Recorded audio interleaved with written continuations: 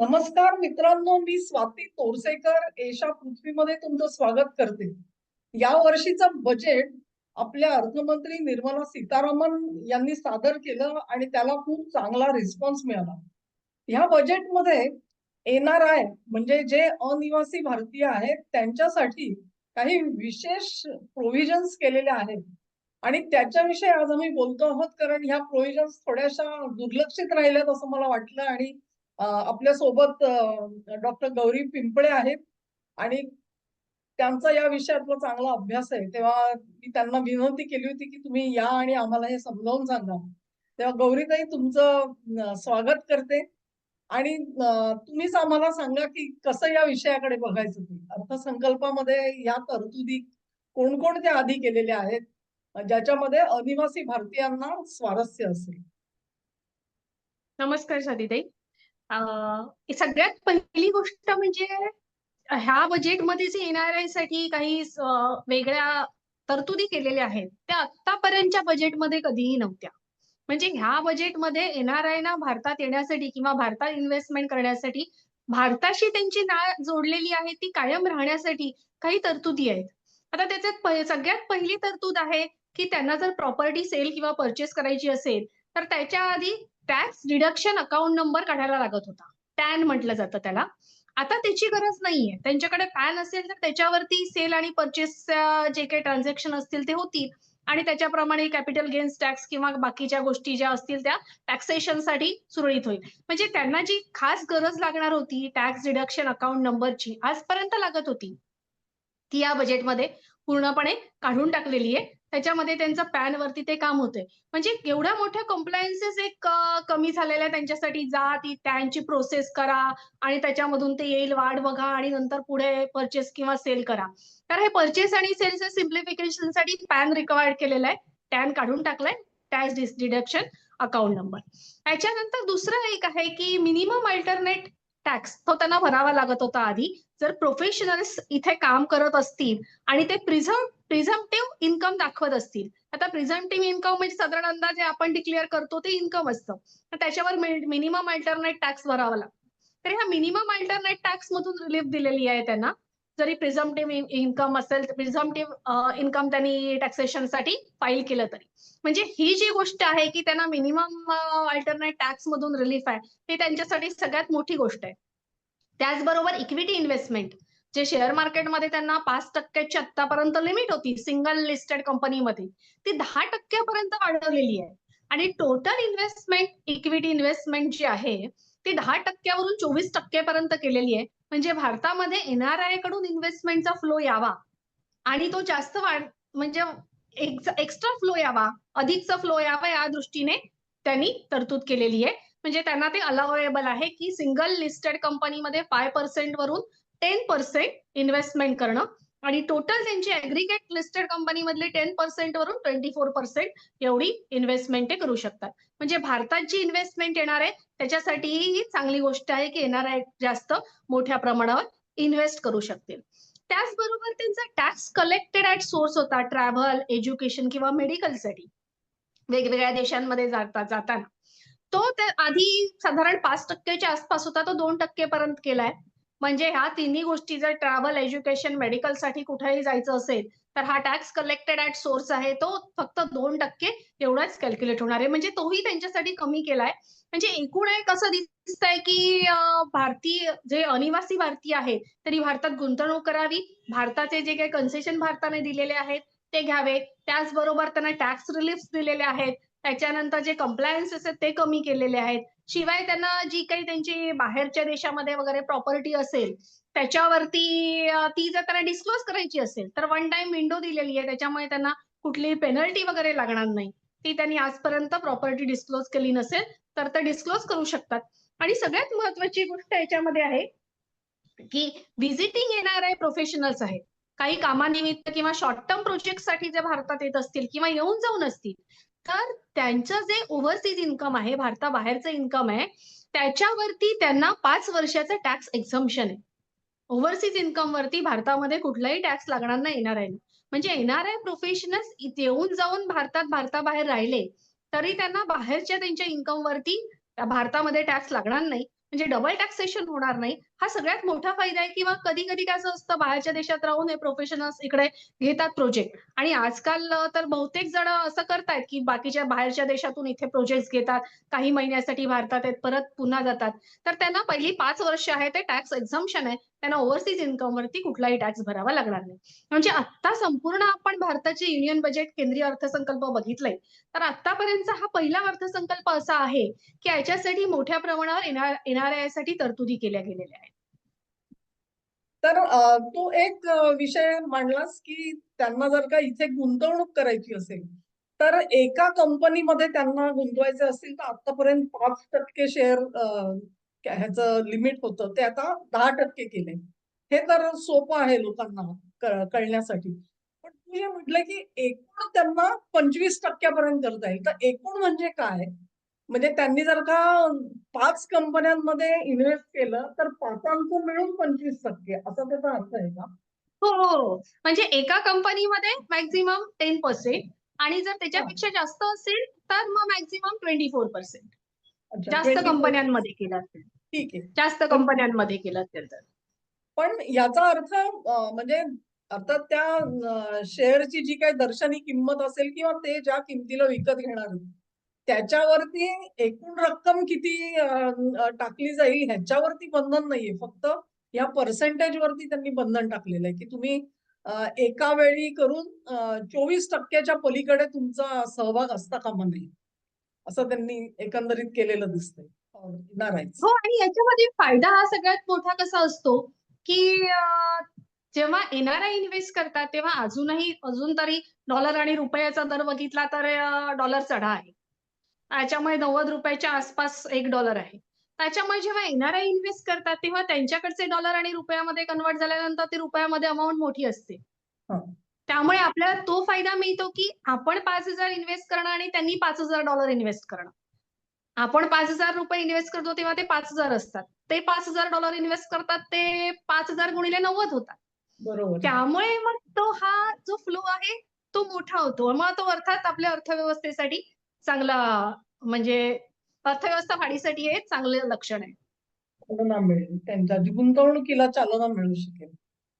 आणि दुसरं तू जे सांगितलंस की त्यांना डबल टॅक्सेशन मधून जो त्यांना सुटका मिळालेली आहे त्याच्यामध्ये मुख्य म्हणजे येणारा जर का भारतात राहिले आणि येऊन जाऊन असतात काही जण लहान प्रोजेक्ट साठी येतात परत जातात परत येतात.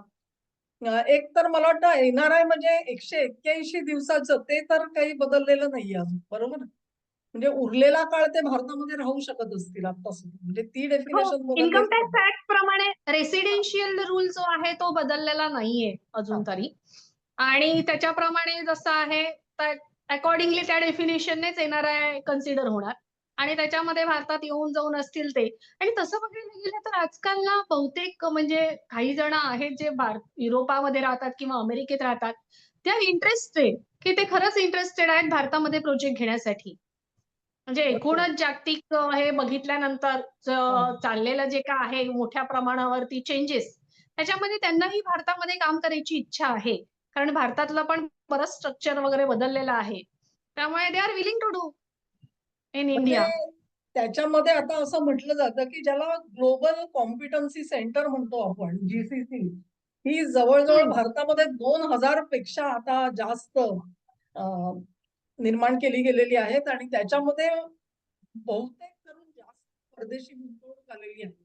या खूप मोठ्या कंपन्या आहेत. त्याच्यानंतर आर्टिफिशियल इंटेलिजन्स मध्ये खूप मोठी इन्व्हेस्टमेंट झालेली आहे. डेटा सेंटर्स मध्ये खूप मोठी इन्व्हेस्टमेंट झालेली आहे. आणि ही वाढतच जाईल. म्हणजे अशा पद्धतीच्या ज्या संधी असतील त्या संधी भारतामध्ये घेण्यासाठी लोक उत्सुक असतील. कारण हे सुद्धा ज्यावेळेला आपण व्यवसाय जे आहेत ते नव्याने भारतामध्ये जेव्हा सुरू होतील तेव्हा त्यांना सुद्धा परदेशात अनुभव असलेले लोक थोड्या प्रमाणात तरी म्हणजे 5% 10% तरी अशी माणसं लागतील की ज्यांना तिकडचा अनुभव आहे सगळं सेटअप होण्यासाठी म्हणून. आणि हो, मग आता नंतर हा अगदी, अगदी.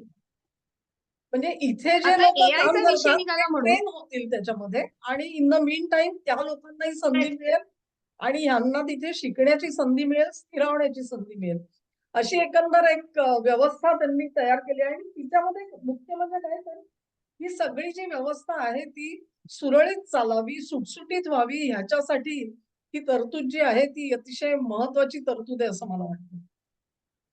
आणखी एका आता गोष्टीवर एआयचा विषय निघाला ना, हा एआयचा विषय निघाला म्हणून इथे सांगते की इकॉनॉमिक सर्व्हे जो आला आपला 2025-26चा, त्या इकॉनॉमिक सर्व्हेमध्ये म्हणजे आता गेले 5 वर्षाचे जर आपण बघितले त्याच्यामध्ये जिओपॉलिटिकल कंडिशन काय आहे याचा पूर्ण आढावा घेतलेला असतो. तर त्याच्यामध्ये की पुढचं जे जिओपॉलिटिकल जे काही चेंजेस असतील ते एआय आणि रेअर अर्थ मिनरल्सच्याच चेंजेस प्रमाणे होतील असं त्याच्यामध्ये क्लिअर कट दिलेलं आहे. त्याच्यामुळे आपल्या बजेटमध्ये पण एआय साठी किंवा रेअर अर्थ मिनरल्स साठी खूप मोठी तरतूद आहे. आणि मग अकॉर्डिंगली मला वाटते त्यांनी ते तुम्ही आता म्हणालात तसं एआय साठी लागणारे प्रोफेशनल्स भारतात यावेत आणि त्या दृष्टीने हे पाऊल उचललेलं असण्याची शक्यता खूप जास्त आहे. कारण ते खूप मोठ्या प्रमाणावर एक्सपांड होईल मला वाटते भारतामध्ये. आता बजेटमध्ये ज्या तरतुदी आल्या आणि ज्या प्रकारे फॉरेन इन्व्हेस्टर्सना इथे आपण वेलकम केलेलं आहे त्याच्याप्रमाणे आपण जीसीसी म्हणा किंवा अजून काही एआयचे मॉड्यूल्स असतील त्याच्याप्रमाणे ते आपल्याला मोठ्या प्रमाणावर मनुष्यबळ लागेल म्हणजे एक्सपर्ट्स लागतील. त्याच्यासाठी ही तरतूद नक्कीच उपयोगाला येणार आहे. हा कारण मला काय आठवलं की वर्ल्ड इकॉनॉमिक फोरम मध्ये जेव्हा अश्विनी वैष्णव यांनी त्या फोरम मध्ये पण सांगितलं की एआय चे जे 5 स्तर आहेत फार सर्व्हर असेल, डेटा सेंटर असेल, ऍप्लिकेशन लेवल असेल, सॉफ्टवेअर डेव्हलपमेंट, ह्या सगळ्यामध्ये भारत मोठी भरारी मारतो आहे आणि त्याची नोंद वर्ल्ड इकॉनॉमिक फोरमने घ्यावी अशी त्यांनी विनंती केली होती. तेव्हा आपल्याला लक्षात येईल की मंत्री पातळीवरती जर का एवढी नोंद घेतली जात असेल या ऍक्टिव्हिटीची तर खूप खोलवर जाऊन सरकारने ह्याच्यामध्ये प्रयत्न आणि त्याला पर्याय सुद्धा नाहीये. संपूर्ण जग ज्या वेळेला त्या दिशेने जाताना दिसतंय आपल्याला तेव्हा भारताला मागे राहून बिलकुलच चालणार नाहीये. आणखी एका गोष्टीचा मला वाटतं तू हे केलंस की ओव्हरसीज त्यांची जर का काही संपत्ती असेल तर ते वन टाइम डिक्लरेशन त्यांना करता येईल असं जे म्हटलं आपण.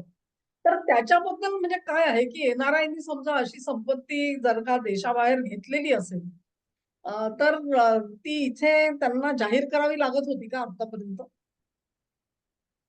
हा त्याला डिस्क्लोज करावी लागते. डिस्क्लोज करायला लागते. डिस्क्लोज करावी लागते. हा. पण तर मग आतापर्यंत नसेल केली तर त्यांनी करावी. आणि ही जी संपत्ती आहे ती फक्त मुव्हेबल का नॉन मुव्हेबल पण म्हणजे इममुव्हेबल रादर म्हणजे स्थावर जंगम त्यांनी आपण जशी म्हणतो तशी आणि ही हो, हा, ऑल प्रॉपर्टी. अच्छा. All property. म्हणजे याचा अर्थ त्यांचे जर का कुठल्या परदेशी बँकेमध्ये त्यांनी पैसे जरी ठेवलेले असतील, ठेवी असतील, कुठली डिबेंचर्स असतील इतर कुठल्या देशांमध्ये तर ती सुद्धा त्यांना आता इथे डिक्लेअर करता येतील अशी व्यवस्था त्यांनी केलेली आहे. आणि आणखी कुठली काही मी म्हणजे विचारायचं राहिलंय का माझं ह्याच्यामध्ये की मी सगळ्या तरतुदी कव्हर केल्या आता? ते आपण सगळं कव्हर स्पष्टीकरण कव्हर केलंय. तर मला असं वाटतंय की तू जे सांगितलंस की आतापर्यंत ह्या तरतुदी कधीही अर्थसंकल्पामध्ये आलेल्या नव्हत्या आणि ह्या पहिल्यांदा आलेल्या आहेत. तर त्याची म्हणजे मला जसं समजतं तशी बॅकग्राऊंड मी देते आणि त्याच्यावरती अर्थात तू पण तुझं जे ऍडिशनल पॉइंट्स असतील किंवा क्रॉस करायचे असतील तरी हरकत नाही, ते समोर आपण आणूया. मला असं वाटतं की आज प्रत्येक जो तज्ज्ञ आहे तो असं सांगतो आहे की जसं गौरीताई आपल्याला आधीच्या काही व्हिडिओमध्ये सांगितलेलं होतं की म्हणजे तुमचं दुसरं युद्ध संपायच्या काळामध्ये अमेरिकेने आपला डॉलर हा सोन्याशी निगडीत केलेला होता आणि त्याच्यामुळे एक जगाला एक स्थिरता आली की बाबा ठीक आहे, ही एक करन्सी आहे की ज्याच्यावर आपण विश्वास ठेवू शकतो. मग त्याच्यानंतर त्यांनी 70च्या दशकामध्ये सोन्याशी असलेलं नातं काढून टाकलं.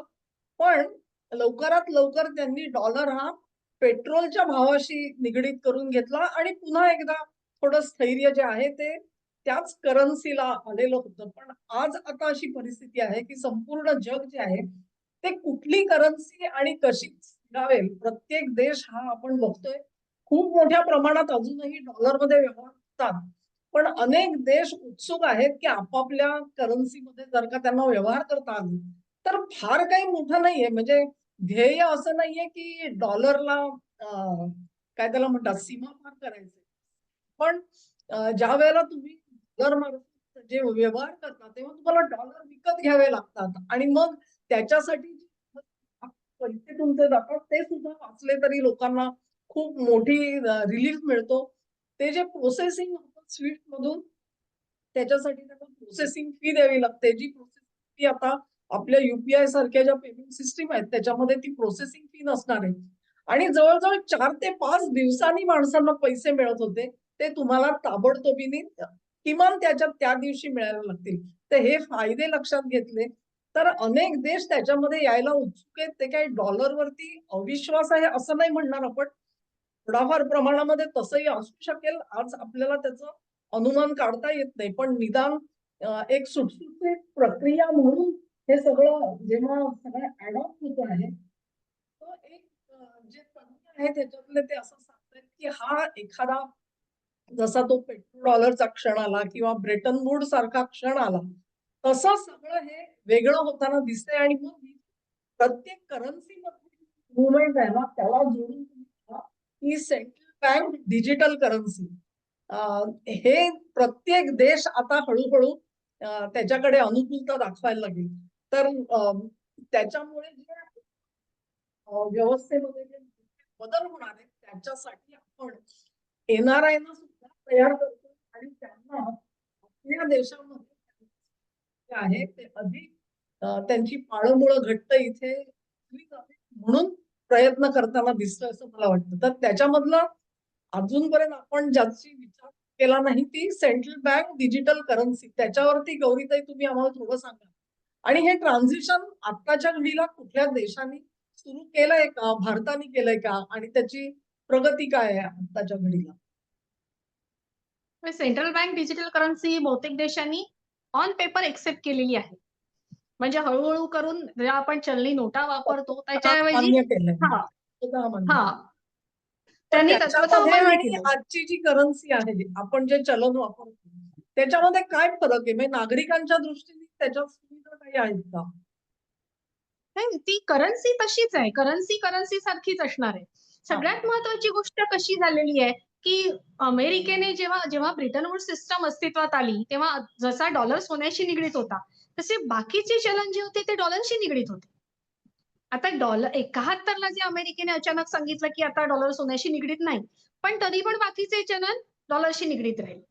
आता हळूहळू जी जागतिक अर्थव्यवस्था बदलतीये, त्याच्यामध्ये बहुतेक देशांचं म्हणणं आहे, की आपल्याला परत ज्या करन्सी आहेत देशाच्या, त्या सोन्याशी निगडीत कराव्या लागतील आणि सोन्याशी निगडीत असलेली सेंट्रल बँक डिजिटल करन्सी अस्तित्वात येईल आणि याच्यासाठी सगळ्यात पहिल्यांदा चीनने नोटिफिकेशन काढलेलं आहे आणि ब्रिक्सचे जे देश आहेत ते बहुतेक सगळ्यात पहिल्यांदा ती सेंट्रल बँक डिजिटल करन्सी असेल ती गोल्डशी रिलेटेड करतील आणि मग ती वापरायला सुरुवात होईल.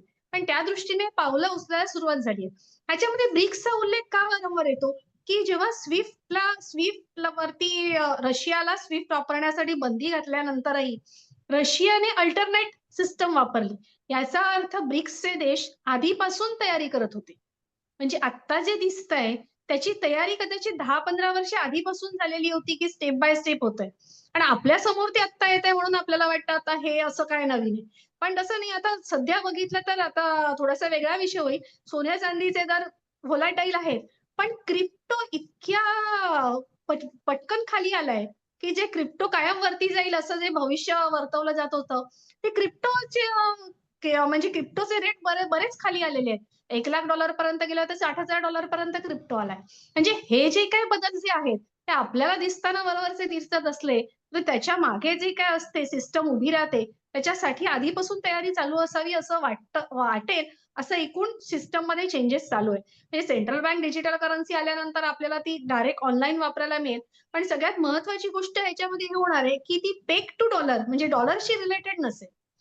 हे आता ते हळूहळू डिक्लेअर करतील. कारण त्या दृष्टीने त्यांनी पावलं उचलायला सुरुवात केली. आता काल परवा चीनने नोटिफिकेशन काढलं, की बँकांनी त्यांच्याकडे असलेले युएस ट्रेजरी बॉन्ड आहेत, ते हळूहळू कमी करत न्यावेत. जाहीररित्या सांगितलं. ते चीनने आधी केलेलं आहे. पण जाहीररित्या सांगितलं नव्हतं. आता जाहीर नोटिफिकेशन काढून सांगितलं, की अमेरिकेचं जे काही कर्ज आतापर्यंत आपण ते आता त्यांचं आपण नाही घेणार आहोत. कर्ज रोखे हे जे कर्ज रोखे आहेत ते बॉन्ड्स.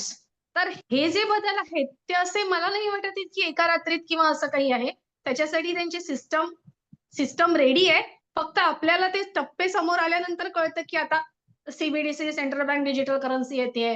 मग ते बऱ्याच देशांनी आता मला वाटते 23 देशांनी युपीआय एक्सेप्ट केलं.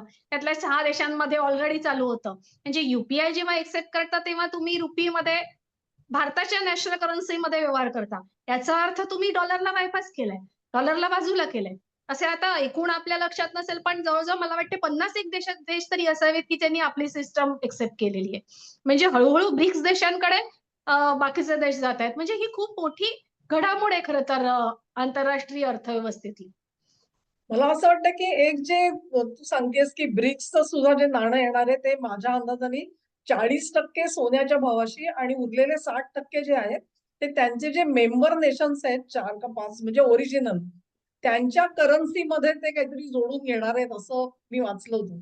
तर मला असं वाटतं की ब्रेटन वूड नंतर बाबा करन्सीचा भाव जेव्हा सोन्याशी निगडीत होता त्यावेळेला एक बंधन होतं सरकारवरती. त्यांना वाटेल तसे डॉलर छापता येत नव्हते.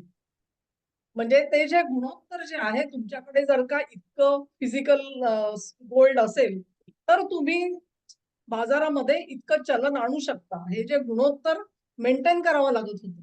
ते मेंटेन करायला लागू नये म्हणून अमेरिकेने सोन्याला दिली चाट आणि ते पेट्रोलशी आपलं चलन जोडून घेतलं आणि मग नंतर जे नोटा छापायचं सत्र सुरू झालं त्याच्यानंतर मग थांबणारी युद्ध असतील, कुठल्या देशात यादवी लढवणार, ही राजवट खाली खेच, ती खेच, अशा पद्धतीने जो वारेमाप खर्च होत होता, तो कुठेतरी ह्या सीबीडीसी मुळे बंद होईल कारण ते सोन्याशी निगडीत असेल आणि ही खूप मोठी गोष्ट असेल असं मला वाटतं.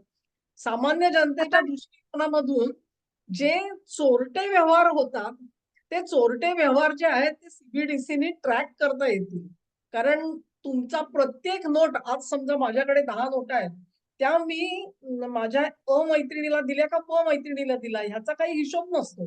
कारण तसं तुम्हाला त्याचं ट्रॅकिंग नाही. पण सीबीडीसीमध्ये ते ट्रॅकिंग होऊ शकेल आणि सरकार पिन पॉइंटेडली सांगू शकेल, की तुम्ही तुमचा खर्च कुठे केलेला आहे. असे काही जे फायदे आहेत सरकार ते कसं वापरतं त्याच्यावर सुद्धा अवलंबून आहे. पण मला असं वाटतं, की एक मोठी एक पावलं आहेत आणि जी आधीची सिस्टीम जी करप्ट झाली किंवा तिचा दुरुपयोग झाला, तसा दुरुपयोग होऊ नये म्हणून सीबीडीसीचं खूप मोठं अ, एक योगदान असेल त्याच्यामध्ये असं मला वाटतं. तर हे बरोबर आहे का? नक्कीच आता आता रिसेंटली मला आता आठवत नाही युरोपियन युनियनचे अध्यक्ष का कोणी युरोपातलेच नेते म्हणाले, की 1971 ला जी सिस्टम आहे ती कोलॅप्स व्हायला हवी होती. हां, डॉलर बेस्ड सिस्टम. बरोबर. पण ती 71 ला झाली नाही त्याची कारणं बरीच वेगळी आहेत, की तेव्हा ब्रिक्स नव्हतं किंवा बाकीचे देश तेवढे बरोबर. ताकदवर नव्हते, तेवढे स्ट्रॉंग नव्हते. आता कसं झालं, आता सगळ्या देशांनी आपली ताकद वाढवली आणि तेव्हा तर आता युरो सुद्धा नव्हता मला वाटतं. हो, युरो पण हां, नव्हता. आणि त्यांनी बरोबर. ती स्टेटमेंट दिली ना, तेव्हा मला हसायला 71लाच डॉलर बेस सिस्टम कोलॅप्स व्हायला हवी होती. पण ती बरोबर. आजपर्यंत झाली नाही. आणि आता हळू-हळू त्या दृष्टीने पावलं चाललेली आहेत. म्हणजे कोणी कोलॅप्स नाही करणार आहे, पण अल्टरनेट जी काही सिस्टम आहे, ती स्ट्राँग करण्यासाठी पूर्णपणे प्रयत्न त्याचा चालू आहेत. अर्थ काय हे लक्षात घ्या तुम्ही, जेव्हा ती म्हणते, की तो कोसळणार नाही किंवा तो स्थिर राहील. पण अमेरिकन सरकारवर हे बंधन राहील, की आज जो वारेमाप खर्च कुठल्याही गोष्टीसाठी करतात, तो खर्च करायची त्यांना विशेष त्याला काय म्हणतात स्पेस राहणार नाही. म्हणजे हां. आज जसं आहे, की खूप मोठ्या प्रमाणामध्ये आज तुम्हाला डॉलर मोठा का वाटतो? कारण तुम्ही जर का एक काम इथे करत असाल, एक कन्सल्टंटचं काम इथे करत असाल आणि अमेरिकेत करत असाल, तुम्हाला अमेरिकेचं आकर्षण अशासाठी आहे कारण त्याच दर्जाच्या कामासाठी तुम्हाला तिथे पैसे जास्त मिळताना दिसतायत. ती तफावत जी आहे अमेरिकेत नोटा छापायच्या नसतील तर त्या लेव्हलचे पगार परवडणार नाहीये. आणि अशा तऱ्हेने त्यामध्ये एक यायला सुरुवात होईल आणि सीबीडीसी हा त्याच्यातला खूप मोठा फरक असेल.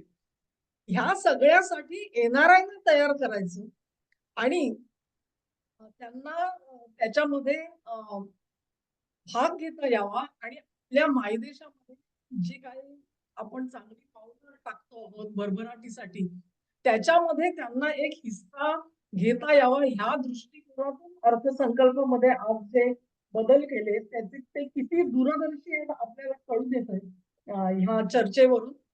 तुम्हाला या चर्चामध्ये काही जर का मुद्दे अजून यावेसे वाटते तर जरूर ईमेल पाठवा. हे मुद्दे आवडले असतील तरी सुद्धा कळवा. मी गौरीताईंचे खास आभार मानते की या संदर्भाने फारशी चर्चा मी कुठे ऐकली नाही, परंतु त्यांनी आपल्याला खूप चांगली माहिती दिली आणि एक आपल्या विचारांना चालना सुद्धा दिली. मला खात्री आहे तुमच्या वर्तुळामध्ये कुठे ना कुठेतरी कोणी मैत्रीण असेल, मित्र असेल, नातेवाईक असतील. आज एनआरआय तर आपल्याकडे खूप मोठ्या प्रमाणावरती आहेत आणि त्या सगळ्यांना कदाचित हे बदल झालेले माहिती सुद्धा नसतील.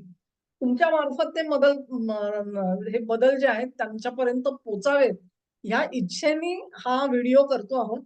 तर तुम्हाला आवडेल अशी आशा आहे. आवडला तर जरूर लाईक करा. गौरी तुला अजून काही सांगायचं असेल तर सांगू शकतेस अजून? नाही, अगदी सविस्तर आपलं हे झालेलं आहे, एक्सप्लेनेशन झालेलं आहे. कोणाला शंका असतील तर ते मेल करतीलच. तुम्ही जरूर बोलवलात, कळवा मस्त आम्हाला. वाटलं. आणि व्हिडिओला लाईक करा, चॅनेलला सबस्क्राईब करा आणि सहकार्य असंच चालू ठेवा. नमस्कार.